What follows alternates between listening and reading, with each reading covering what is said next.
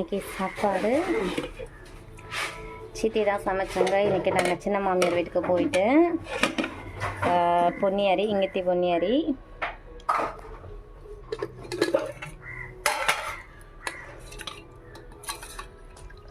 வெண்டைக்காய் புளி ரொம்ப நாள் கழித்து எங்கள் மாமியார் ஊரில் இருக்கும்போது, சென்னையில் இருக்கும்போது செஞ்சாங்க. அதுக்கப்புறம் இங்கே வந்தோடனே எங்கள் சித்தி பண்ணியிருக்காங்க வெண்டைக்காய் புளி.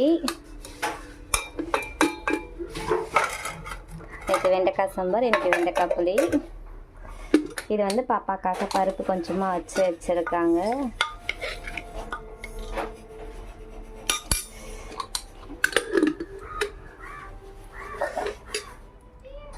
அடுப்பு இங்கே தான் பற்ற வச்சு சமைச்சாங்களா, அதனால் அடுப்பு சும்மா இருக்கக்கூடாது, அனலில் போட்டது, அது சூடாகிடுச்சு. இது சுக்கு வெல்லம், இது நல்லா சூடாகவே இருக்குது, அடுப்பு பக்கத்துலேயே இருக்கு இல்லையா, அதனால்.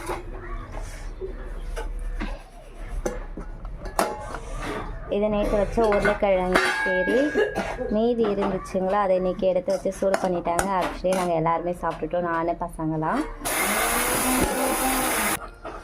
இன்றைக்கி வந்து முதிரா போட்டு